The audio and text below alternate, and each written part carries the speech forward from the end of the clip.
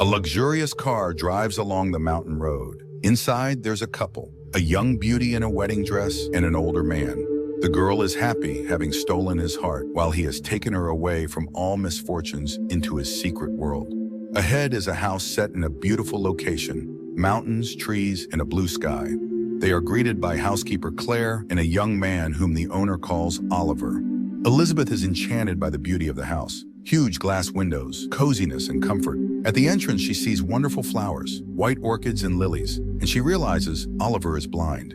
An evening dinner features a lavish table and well-trained servants, and a night of love follows. In the morning, her husband shows his young wife around the house, displaying its expensive decor, paintings, and precious art pieces. There is a luxurious wardrobe filled with fashionable outfits for her, a wonderful kitchen, and rooms more beautiful than the last. All the doors have biometric locks. In one corridor, Elizabeth sees a frosted glass door and asks Henry what lies beyond. Her husband replies that it is a place she must not enter. The girl protests. She couldn't even if she wanted to. After all, there are locks everywhere. Henry explains that all the biometric scanners are set to the parameters of two people, hers and his. The next morning, Henry leaves. Elizabeth is sad, as it is their honeymoon. She swims in the pool and wanders around the house. Elizabeth asks Claire how long she has worked there and, feeling shy, inquires why such a prominent scholar as Henry married someone as ordinary as her, but the woman does not answer. Elizabeth spends the day reading, trying on outfits and jewelry, and dancing before the mirror. In the evening, she sees Claire and Oliver leaving the house. At night, insomnia torments her. She leaves her room and wanders through the house, unknowingly arriving at the forbidden room. Curiosity overcomes common sense, and Elizabeth steps inside. Behind the door is a room resembling a laboratory. Sensors and devices surround her. Elizabeth presses a button on a panel, and suddenly a door opens, revealing a glass capsule containing the body of a young woman with a tube in her mouth. It appears she is sleeping. Terrified, Elizabeth runs away, knocking over a table and cutting her finger on the glass. In the morning, Henry arrives. He plays the piano for Elizabeth, but quickly notices her distracted thoughts. He sees her bandaged finger and asks what happened. Elizabeth excuses herself, claiming she is clumsy. Henry calmly retorts that she lies so well, it's frightening. Elizabeth is hurt. Her husband has easily uncovered her deception. At night, Elizabeth pretends to sleep. She hears Henry heading for the forbidden room and stealthily follows him. Suddenly, Henry emerges from the darkness. He accuses Elizabeth of disobedience. The girl tries to defend herself, claiming she saw nothing forbidden, but Henry explains that the fact of her disobedience is what matters. Frightened, Elizabeth tries to flee but finds all the doors locked. Henry relentlessly follows her. He catches up to her on the stairs, grabs her leg, and throws her down. Then he strikes her with a metal poker. In the next scene, Henry, Claire, and Oliver dig a grave on the lawn and lower Elizabeth's body into it. After the funeral, they sit at the table. Claire asks to say that it is all over, but Henry replies that it is not the end. 6 weeks later, Henry brings in a double of Elizabeth. The same conversations, the same actions. Again, Henry asks her not to enter the forbidden room. Elizabeth promises to comply. They love each other again, while Claire watches them from the shadows. At night, Elizabeth cannot sleep. She walks around the house and finds Claire sitting in the kitchen. Elizabeth strikes up a conversation with her, filled with curiosity, as one question leads to another. Claire tries to warn Elizabeth about something, but Henry walks in and takes his wife to the bedroom. In the morning, Henry leaves, asking Elizabeth to be a good girl. She wanders through the house, calling for Claire or Oliver, but no one responds. Bored, she again tries on clothes and jewelry, swims in the pool at night, and plays the piano in the living room. The forbidden room becomes a magnet, and Elizabeth enters it, only to scream and run out. That night, she dreams a nightmare where the girl from the glass capsule, looking just like her, emerges from her sarcophagus and comes to her room. Meanwhile, Henry arrives, noticing that his wife is frightened. Elizabeth retreats to the bathroom, but Henry realizes she has disobeyed him. He bursts in, grabs her, and begins to choke her, but she kicks him in the face and escapes. Henry chases her throughout the house. In the kitchen, Elizabeth arms herself with knives, while Henry grabs a tampon soaked in ether. He sits at the piano and begins to play. Elizabeth relaxes, hearing the music, but it is a trap. A record plays while Henry stealthily approaches her hiding spot. He grabs Elizabeth and presses the tampon to her face. It seems the game is lost, but in a final move, Elizabeth plunges a knife into him. The couple lies on the floor in a pool of blood. Elizabeth regains consciousness. Henry is dead. She cleans up the blood from the floor and tidies the kitchen. Wrapping Henry's body in fabric, she loads it into the elevator, then cleans herself up. She throws away her wedding ring and burns her blood-stained clothes. The woman calls for emergency services, but she doesn't know her address. At that moment, Elizabeth sees Claire and Oliver and pretends everything is fine. Seeing the live and unharmed Elizabeth, the couple is shocked. Elizabeth claims Henry is resting upstairs. Claire heads to the kitchen, suddenly collapsing from a heart attack. She reaches for the phone and calls for help. The ambulance takes Claire away. Elizabeth tries to leave, but Oliver says he cannot protect her if she goes out the door. He understands that Henry is dead. Frightened, Elizabeth tries to explain that it was self-defense. Oliver reassures her that he hated Henry too and will help her get rid of the body. The young man asks what she remembers from her childhood. She responds that she was in the hospital for a long time after her parents died in a car accident and grew up in an orphanage.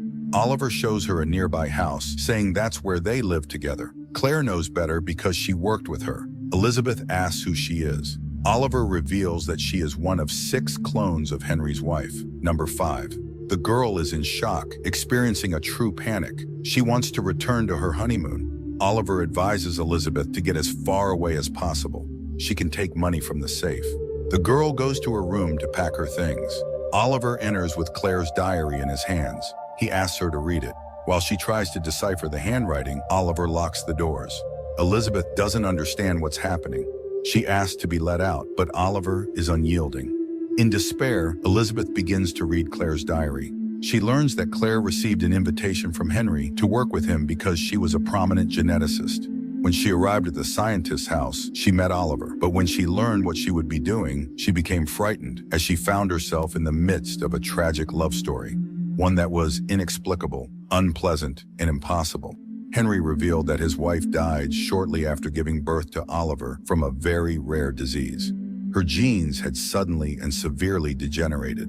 The grief-stricken husband cloned her cells and created 6 copies, but the disease manifested in them as well. To buy time, Henry built cryogenic chambers and placed the bodies in stasis. By the time Claire joined the project, only 4 remained.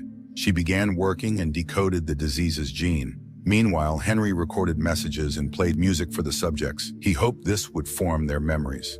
However, the latest Elizabeth remembered nothing beyond a few seconds, suffering because she lacked a real inner world. The constant tension in her consciousness became too complex for her body to handle.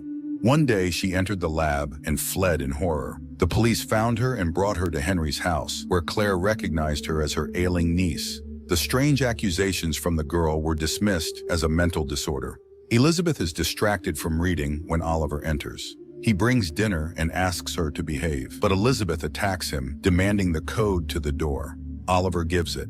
The girl heads to the lab, where she sees Oliver working on the body of the latest, 6th Elizabeth. He asks her to support the clone's head. While the 5th copy holds up her clone's head, Oliver injects her with a sedative. In a delirium, Elizabeth sees the memories of her predecessors. She wakes up in a room chained to the bed. She cannot free herself and continues reading Claire's diary. The woman remembers how they continued their research, but a week later, the clone died. Claire realized that neurodegeneration had resumed. She couldn't handle it. Henry was in despair. Nothing was working. He had wasted so many years and behaved like a madman, but Claire counters that he acted like a lover. A relationship develops between them.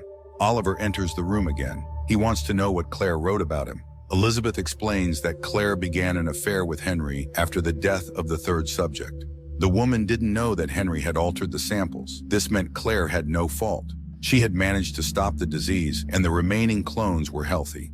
Oliver shares that in childhood he admired Elizabeth because she was the most beautiful being he had ever seen. Yes, he could see back then. The children became friends, which displeased Henry. One day, Oliver saw Henry kiss the girl. That night, the man blinded Oliver. Having recounted everything, Oliver leaves, and Elizabeth continues reading. Claire wrote that she ended the affair herself. Competing with Elizabeth was impossible. Furthermore, Henry spoke about his pain after losing his beloved. Now he dreams of reliving that first wedding night. Claire did not find any records of Elizabeth giving birth and realized that Oliver was not Henry's son. He was Henry himself. He created him because he feared Elizabeth would not want his current self. In the morning, Elizabeth wakes up to the feel of scissors against her neck. Oliver demands she tell him what Claire wrote about him in the diary. Elizabeth admits that Claire considered him a clone of Henry, but that is not true. Henry showed a birth certificate, so Oliver is not Henry. Elizabeth asks if he loves her and invites him to touch her. She removes her pants and beckons him closer. Oliver cannot resist temptation and approaches. He embraces Elizabeth, but the girl throws him to the floor and chokes him with the chain. She has to give him the keys to the shackles and reveal the real code to the door. Just then, another Elizabeth enters the room, aiming a gun. The girls stare at each other. They are identical. Oliver tries to convince the new Elizabeth that the one in the room is sick, that she is an imposter and their enemy. The fifth Elizabeth argues that this is not true. They are hostages and she just wants to leave.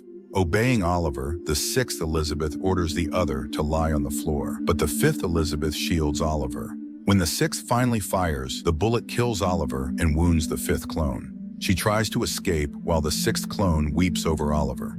The injured Elizabeth exits the house. In her mind, all the visions and images that passed before her clones merge together. A gunshot rings out. The last Elizabeth kills her double. The final breath and last vision, herself, leaning close to her face. Morning comes. The last clone reads Claire's diary. Henry transfers all his possessions to Claire. Now she can continue her research. The man states that he never intended to kill the one he had wanted to resurrect all his life. It just happened. She died, and now she brings him joy by dying again and again. And no one needs to know about it. These versions are not his Elizabeth. Only by destroying them does he feel that they are real, and Henry will do everything to put an end to this. Elizabeth finishes reading. She sees a taxi pull up to the house, from which Claire exits. They meet at the door.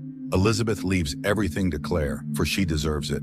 Elizabeth walks down the road, leaving behind all that is terrifying and incomprehensible. All her life she dreamed of a wonderful man. She stole his heart, and he stole her from all misfortunes into his secret world, but she no longer sleeps. The film prompts a reevaluation of many things. Above all, ethical questions arise. Can a true scientist, called to improve people's lives, use their discovery for personal gain? Is cloning a person without their consent not a crime? Even the greatest love cannot justify violence against a person. And how can one put up barriers to protect a person from such expressions of passion?